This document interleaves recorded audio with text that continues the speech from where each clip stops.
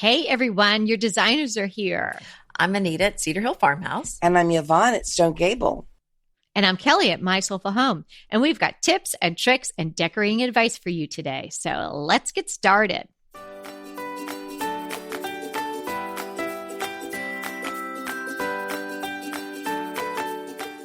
Today is episode 156, the decor rules you should not break. I know. I think that's really interesting. Shall not break. Well, and a lot of times we talk about rules that you should ignore. So I think it's great to know, well, which ones should you follow? We do talk a lot about breaking the rules. So this is going to be a very interesting topic. Yeah. But it's true. I think there are some rules that you really should keep in mind. Sure. Okay, well, let's say what they are, and then and have cocktails. I don't know. Okay, Anita, since you think there are, so why don't you start? Yeah, okay. Missy, if you think you know what you're doing. I think I do know. This is, I think, a really key rule, and that is you really, unless it's a super short window, you really want those curtains to go to the floor and as tall as you can and to the floor. Learned this one the hard way back in the day when I first started making curtains. I did them just about the size of the window and they looked pretty stupid. Yeah. I agree, Anita. This is a biggie. I think you should hang them high, swing them low. That's what I always say. Well, and then that sounds a little scary. That reminds me of the toe tags for Valentine's Day. That apply to a lot of things. I'm not sure. Okay. Well, the thing I also want to add to this is not just to make sure your curtains are long enough, but make sure they're full enough. I think you want at least a double fullness. Such a good tip. Because when they're skimpy, I don't know. It feels looks, even if your fabric is expensive, they will look cheap. Absolutely. They don't fit the window properly. Here's a mistake I made and it should be a rule if it's not.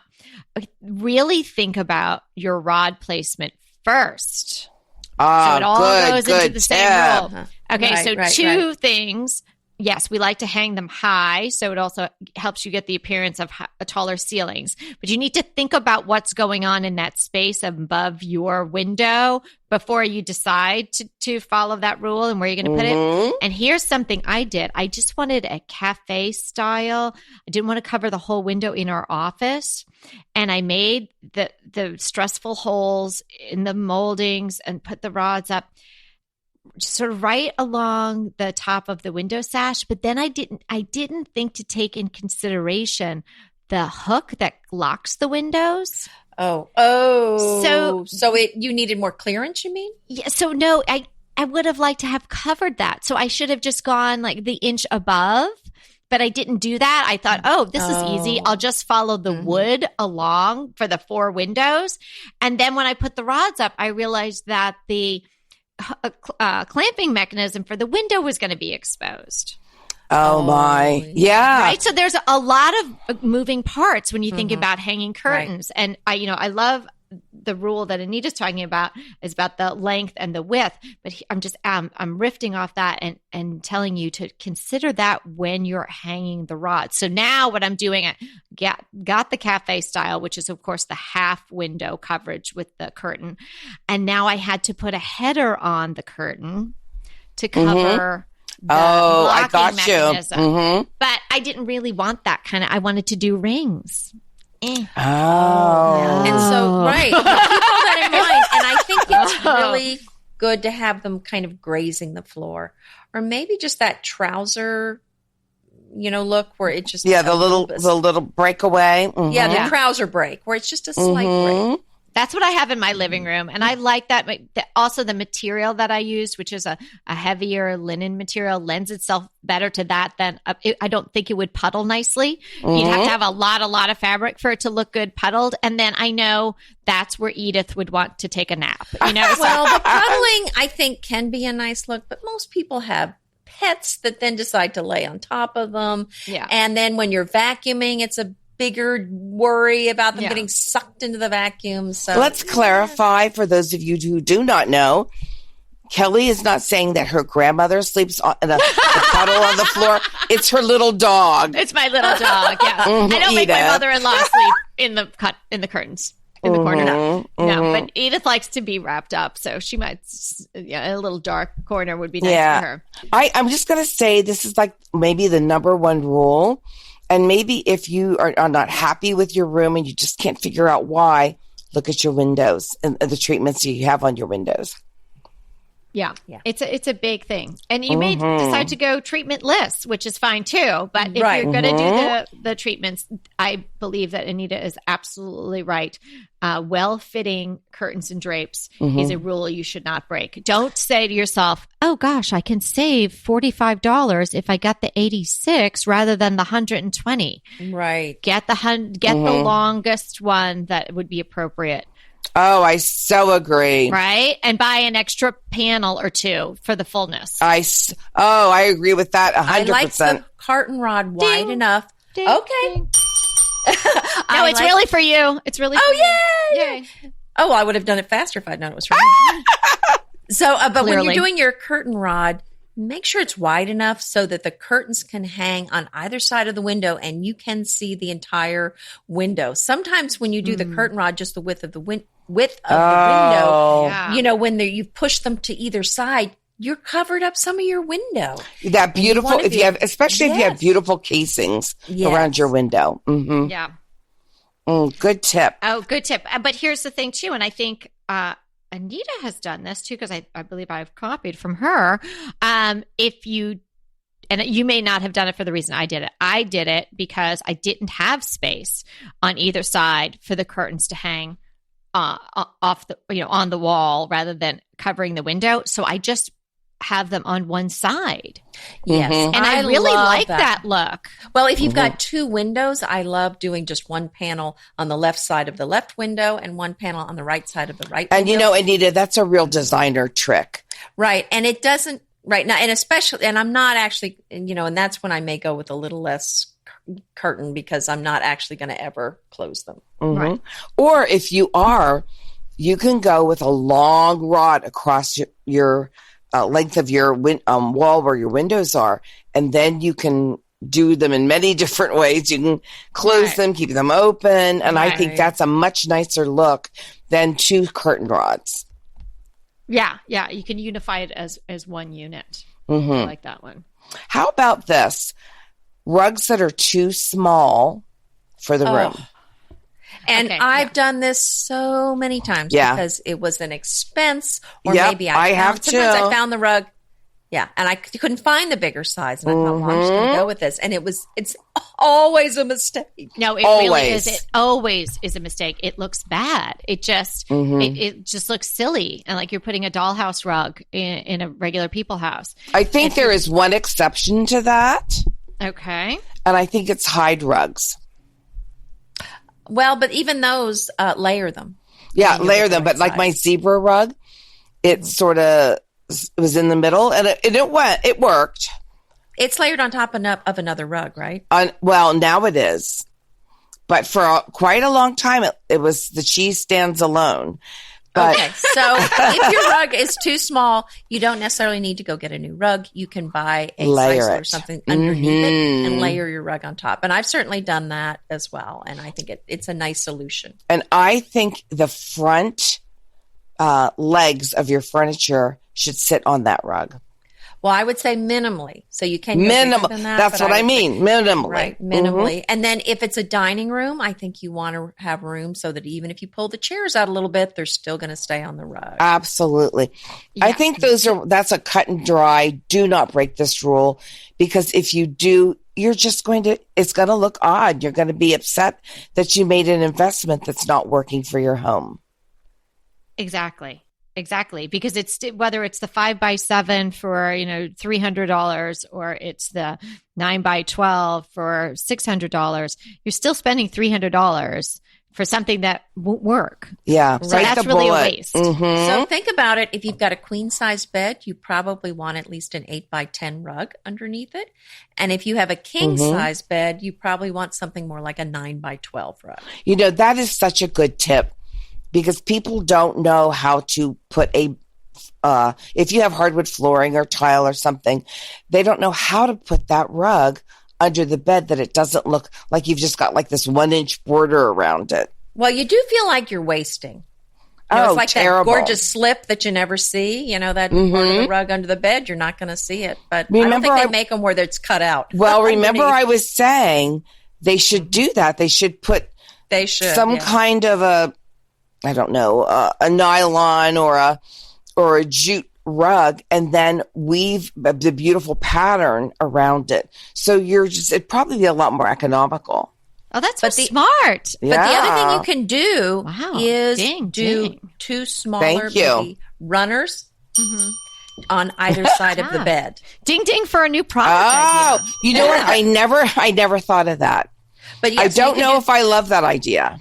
Well, but it's something you can do. No, it's not my favorite. But, you know, at the farm, we have 3 beds. And so I did 2 small rugs in between the beds at one point. And now since then, you know, is different than having a queen size bed and trying to put 2 runners on either side. Right. But I eventually went with one it's a 14-foot width rug. I have one huge custom made rug in there, and it's really nice. That does sound nice. It doesn't go to this. It's got about a foot clearance on a couple of the sides on either side, and then but it's got plenty of room for you to walk around the beds. And really, it was the best sized rug, but it's huge. So, and that's another thing. If you need a really big rug, you can have one custom made and have it bound on the edges. Like what she's saying is one that you would carpet do your entire floor with, like wall to wall. And there's so many different styles. You can actually have them cut and bound. That's right. And you and I both have one. Yes, we do. To the exact size you want them. Okay, I'm going to talk your love language now, ladies. Are you saying pillows? Lean in. Okay. Yeah, we're talking pillows. Limited color palette. Stop it. Yes. Stop it. Absolutely. There we go. Decorating to me. Yes. Strip it down to a limited color palette. That is a rule you should not break. You do not live in a designer showcase house where, you know, the media room is blue and the dining room is orange. And so we want to have a limited color palette, which is going to create flow. You're not in the White House. There's not a blue room and a, you know, whatever. Exactly. Red room or yellow. And the red room. Yes. Yeah. So I so agree with that, Kelly. For you. Yeah, and I think that's one of our faves. We have 2 wall colors in this house. It's either Simply White or Sonnet, and they're both by Benjamin Moore, and they work so well together. One's a white, beautiful, creamy white, and the other one's sort of a beigey white. And the flow is so delightful. Oh yeah, that works so much better if you just have a few wall colors, and even the colors in the rooms. If you have, I think what Kelly was talking about was a limited color palette in a particular room, yes. But also, if you're going room to room. I'm talking about the whole. You're talking about the whole bed. Okay. Well, I think it's helpful. I think it's very helpful to have a similar color palette for your whole house because you do have more flow that way. And, you know, I like to move things around from room to room, and it works perfectly if they're all the same color palette. If they're very different, then there's no moving. It's not going to look good. You are so smart, Anita. Because of my neutral color palette, I can move things almost into any room I want in my house, and it will look good. I think that's great. Yeah. So these things, you know, we're kind of renegades, you know. We like to break the rules. We like to break the rules. We like to make up our own rules. Ding, ding, ding. But these are just some basics. Really, just that if you follow these, you are on your path. Yeah, there's some things to a beautiful home. Yeah, there's just some things that are so smart and classic that you really shouldn't break. And we're talking about the windows and the floor so far. Mm-hmm. So here's another one, is to have your artwork eye level height, right at the middle of the artwork should be eye level. So not the bottom of the piece, but the mid piece, the center of it. Which, I mean, makes perfect sense. So you can enjoy it. I mean, Yeah, obviously people's eye level is different, but I think they're saying somewhere between 57 and 60 inches ish. Right. Anita, I break that rule. Now, what do? You put them up higher or lower? It depends. If I'm having a grouping Now, this of something. episode, did you listen to the title of this episode? You should not be breaking. Well, this is one I do break. I am very interested. Don't listen. Put your fingers in your ears. Okay, if I have like 3 pictures in a row, yeah, I can really play around with that, or a picture with a plate on top. Well, but that's and that's different, right? But that about might just be single your pieces of whole art thing going on, like the whole unit. So I'm talking about individual pieces of art. Oh, then I would agree with you. If you have an arrangement of several pieces that make up an arrangement, then you've got to look at the center of all of them. We were going to have to erase all of this. Yeah, I know. We were going to have to just delete this. That's how we brought it around. Oh, yeah. I was getting what a relief. No, if you're going to have one large piece, you want to show it off so it looks really good, and eye level is best. I tend to hang it a little bit lower than eye level. That's just me. But if I'm grouping at my eye level, that's right. Yeah, whose eye level are we talking about? It's all about me anyway. Come on. Yes, it is. Don't you just love a great recommendation from a friend? Well, we're delighted to be recommending these companies and their wonderful products to you today. And let them know your friends at DTT sent you. Green Chef is a delicious delight any time of year, but especially during the holidays. What a wonderful vision to behold as the Green Chef boxes on your doorstep. Green Chef is the #1 meal kit for eating well. And it makes eating well so easy with plans to fit every lifestyle, whether you're keto, paleo, vegan, vegetarian, gluten-free, or just looking to eat a more balanced diet. So let Green Chef take the work out of eating clean this holiday season. And if you've got guests coming, shop Green Bundles. They're now available at the Green Market. It's your one-stop shop for nutritious grab-and-go breakfasts, including vegan options, brunch kits, wholesome lunches, ready-to-eat snacks, veggie sides, and more.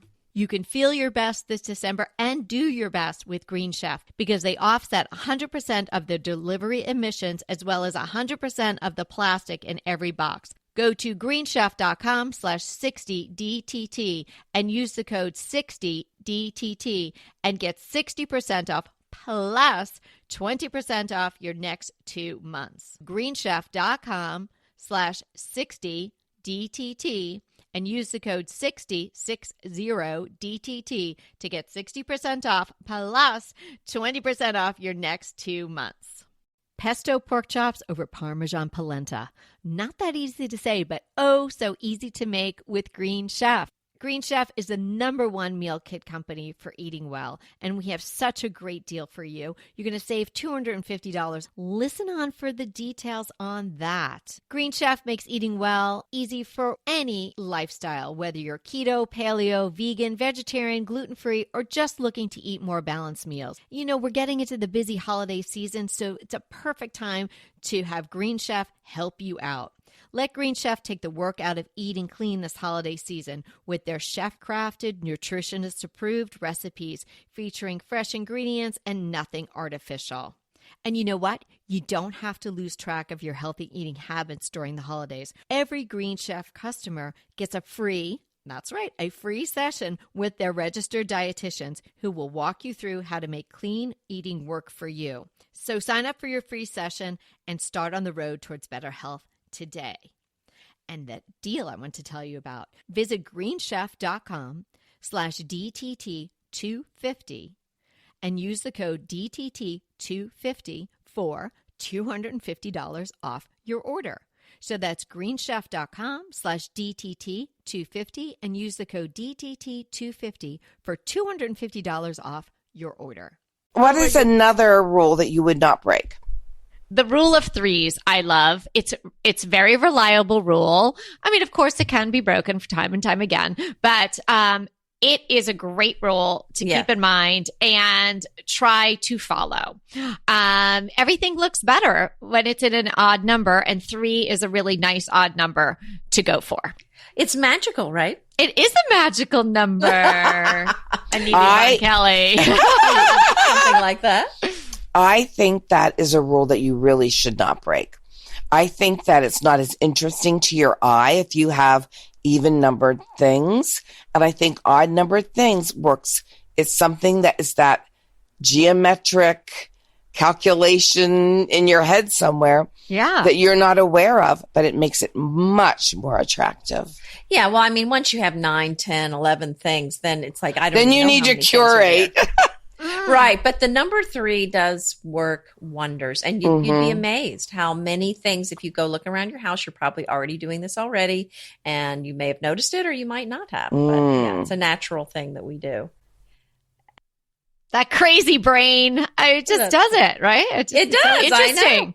I know. So another rule that I think you really need to follow is having more than one source of light. So not just a ceiling light. Be sure you have some lamps. They could be floor lamps, table lamps, buffet lamps, but have some other lighting in a room. You can have a chandelier and some recessed lighting if you want, but really I think it's the lamps that I really like to see in a room. Well, you know me, crucial. Get rid of that overhead lighting. I do not like it. Yeah. But it is workable on dimmers for sure, and it does give you another source. So I would say... I wouldn't say get rid of it. Some sort of overhead. So, you know... on a dimmer, definitely. Right. Yeah, but you're talking about the canned lighting, right, Yvonne? It's the canned lighting. No, any kind of overhead lighting. I'm not a fan. If that's your primary source, you need to be thinking about getting lamps. Right, but it is nice to have there in case you do need the lighting. If the lamp, because sometimes the lamp lighting is not enough. Well, I'm not taking down my chandeliers, darling. Well, that's what I'm saying. I'm going to keep those, but I'm keeping those lamps too. Overhead, then the lamp light, so sort of the nice ambient light, and then some task light is great in every room. You know, I even have a lamp in my closet.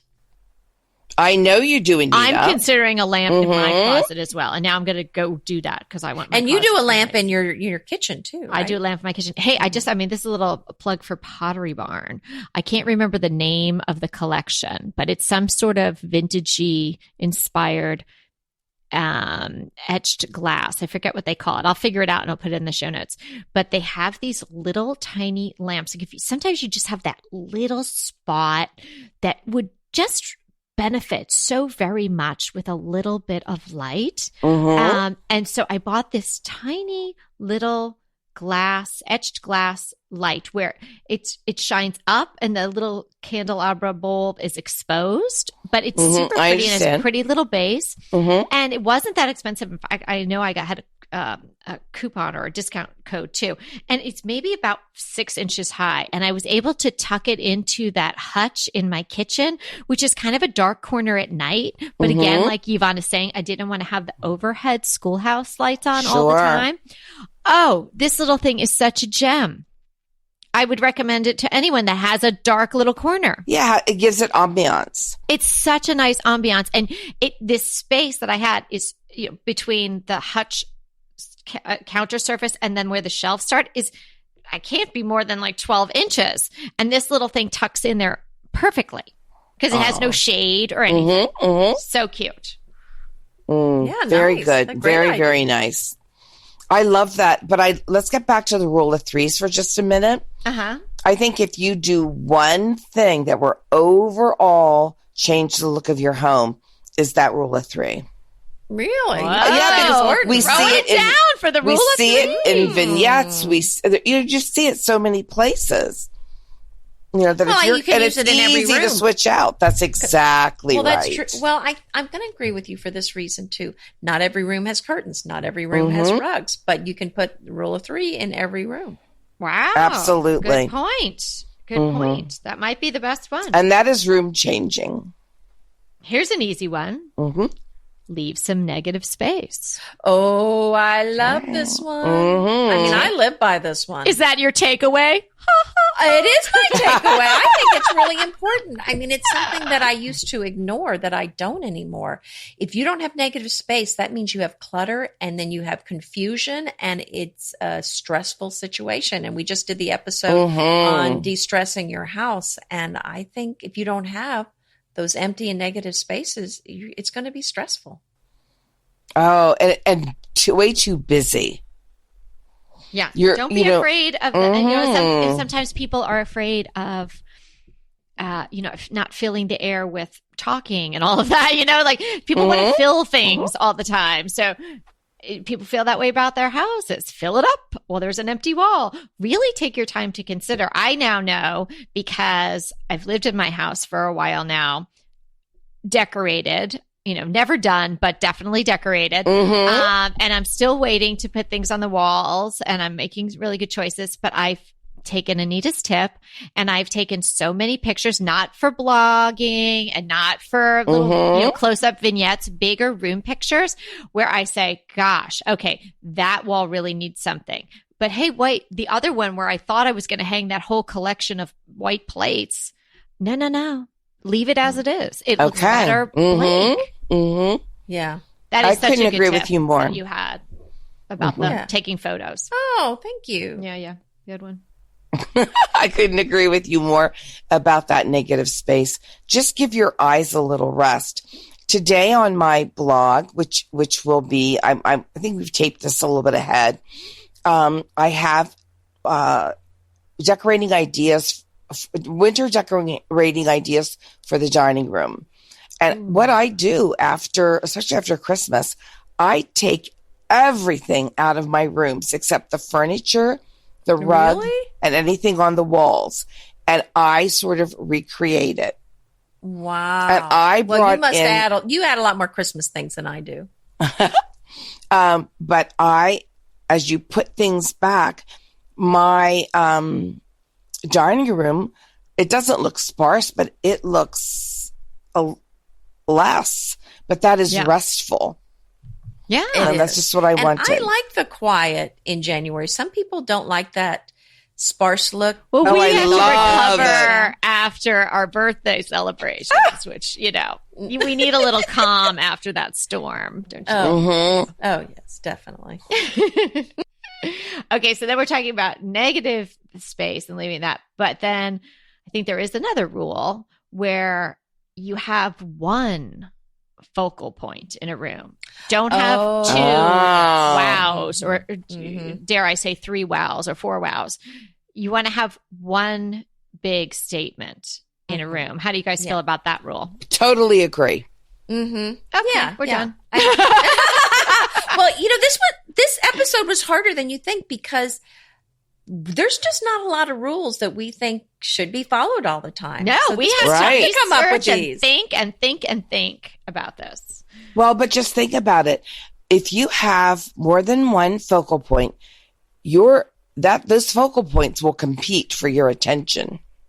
Yeah, and then it makes the room busy and chaotic, and people don't know where to look. And again, all of this is kind of going on subconsciously, kind of like some of the stresses we talked about that you can combat. And we talked about that in episode 155. So, people aren't saying, oh, wow, look, she's got 3 items in that vignette. And that art is hung perfectly at my eye level. And, let me turn my attention to the one focal point in this room. I mean, unless you're, a true designer. And picking apart a room. And picking apart a room on purpose, you're just getting the feel. Right. Well, and I think the thing with this is if you get it right, people may not notice what you got right. But if you get it wrong, it's kind of glaring. Yes. If you put like a bath mat in front of your couch and call it a day on the rug, people are going to know this is wrong. Right. Yes. But don't put a bath mat in front of your couch. That's a rule everybody can take to the bank. That's a good one. Oh my God. That's a rule for the day that should never be broken. No. Don't put that in front of your couch. No, don't do that. Yeah, so there are very few rules. I don't even know how many we have here, but it's just really a handful. Yeah, we really had to go over that and think, no, I'd break that rule, or no, I'd break that rule. And here's the thing. they're guidelines, the tried and true, like the 3 objects, or how to style pillows on a sofa. These are guidelines to help you. And some things are tried and true. They just work when you do it. And if you are a less confident home decorator, then that's great, because you know these rules, that if you use them, you'll end up with a pretty good looking house. Right. However, if you want to venture, it's like, no, I don't like to arrange my pillows this way. I may try something a little different, and then break that rule. And that's great. That's creative. But we're saying today that there are just some that are like sacrosanct. Yes. And then if you break them, it won't It's at work. your own peril. Yeah. If you break them, it's not going to look good. It's not Exactly. like, ooh, I'm getting a little crazy and I'm mixing my patterns. And so I'm creating a little more tension than maybe another person might be comfortable with in their fabrics. But hey, that works for me. But it's never going to work to have High water drapery, curtains and a small rug and a zillion focal points in one room. None of these things, if you do them wrong, it's going to look bad.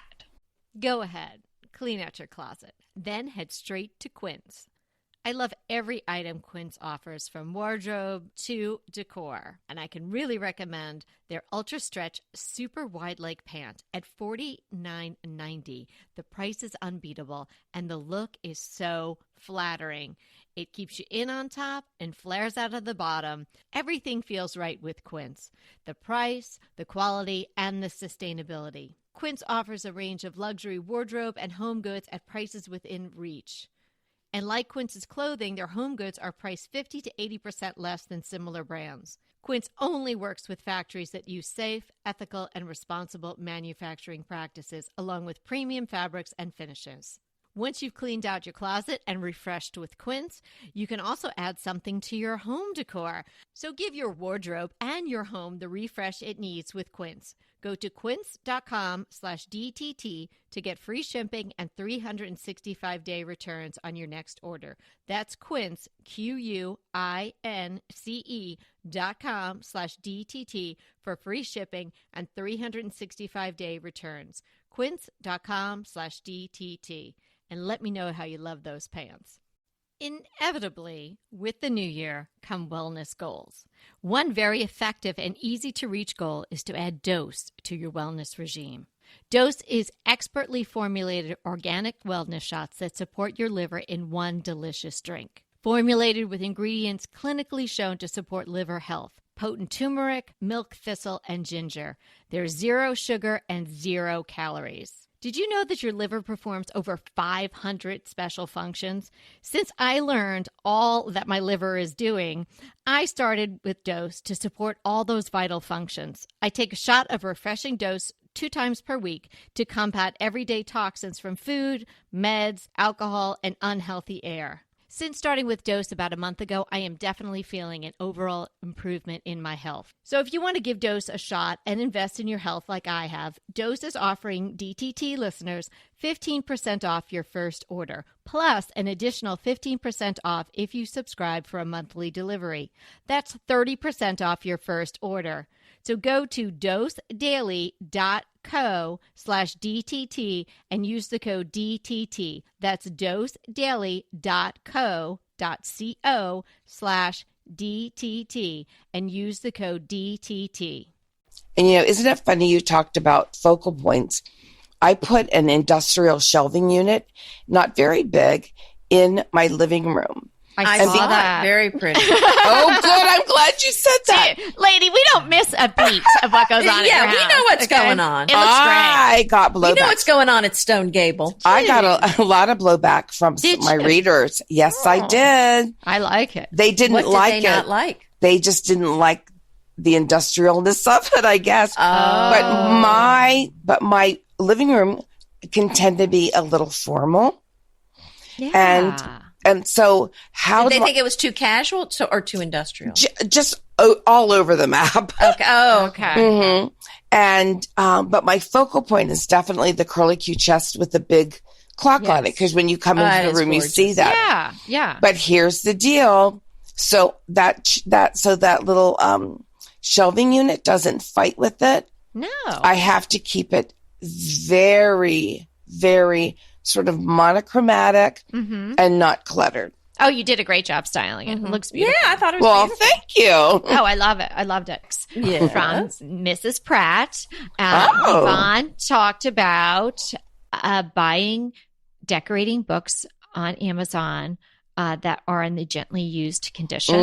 Now, I don't recommend that for myself, Year and Flowers, or French Accents, which you should buy in the most pristine conditions. Absolutely. But I wanted to get this book that Yvonne, and it's actually, so these are 3 tips I'm taking from you. I actually bought the book you talked about. Or no, one of her books. What anyway, book was it? Bunny Williams. I think that Yvonne talked about Scrapbook for Living. For Life. Yes. Okay, I bought the one that I had always thought about getting. But I didn't because I forgot, and because it was $60, and because it came with a CD-ROM, and what am I going to do with This that is the now? scrapbooking one? No, I bought a Scrapbook for Living is not a scrapbooking book. It's a book about decorating. It's design. Okay, I'm a little confused. But I bought An Affair with a House. Oh. Okay. So it came, I'm going to be honest with you, it's not in perfect condition, but I made sure to choose, there's so many sellers, and I made sure to choose one where there was no writing, like maybe somebody takes notes and stuff like that. That's right. They do make a note of all of that. Right. So you could see all that. So I bought one where I didn't care if they had the dust jacket anyway, and it didn't have the CD-ROM, but I'm not even sure when this was published, but I guess that was like a big deal then. Because it's a kind of a collector's book now, I guess. Like, so what was the price you paid? edition. I want to know. Okay, so Inquiring minds. Like Anita's, book, her first edition, I think Affair with a House is now like a collector's item. So the ones that were in pristine, brand new condition were over $60. I got mine for $15. Yay! What? And all the pages, so it's a little, it looks like maybe somebody dropped it. And so the spine is a little like accordioned a little bit at the end, but that's okay. Well, that's that first edition thing. I've noticed on my book, you can only buy it used, the first edition. And so the price has gone up. It's almost $60 for my book. But if the second edition, you go, girl. I noticed on Amazon. But you and Bunny are in the same hutch in that department. Honey, me and Bunny. What can I say? But the second edition is still less than 30, and it's coming out this spring. And guess what I'm going to do? Oh, I'm going to find Yvonne's post about covering her books with burlap, and I'm covering Bunny in burlap. Oh, there you Bunny go. won't mind that at all. No, she'll think that's fabulous. So anyway, What it's a good idea. Great book. I haven't read it yet because I'm waiting for a quiet moment. So I might be 97 before I was get to gonna look say, at it. But Do you ever have a quiet moment? Exactly. I don't think so. It's a big, thick book too. So I'm really excited because it's a story of this house that she bought. I believe it's in upstate New York. It could be Connecticut. And it's a different style than mine. It's the white and the black, and it's an old house. And she had to do a lot of restoring. I guess I'm going to have to get my copy too. Oh, it's a You beautiful could read book. along. Yeah. Yeah. Maybe we can do a read along.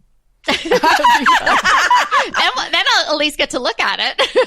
Yeah, that's true. Man, this was packed full of some really good tips. And I'm impressed that we all agreed with each other, which rarely happens. Yeah. Well, then everybody knows these are really the rules you shouldn't break. So don't go messing We're around. serious about this one. Yeah. The rest have at it. Yeah, but these don't we'll send break. out the decorating police if we hear you putting a bath mat in your living room. That's right. So remember, we're here to inspire you to create a beautiful home. Until next time.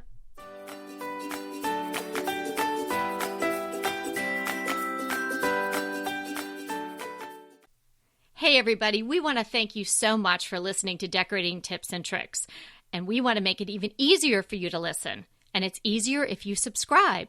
You just click the subscribe button on our website, www.decoratingtipsandtricks.com, or you can subscribe through Apple Podcast or any of your favorite podcast listeners. When you subscribe, DTT comes free right to you 3 days a week. So until next time.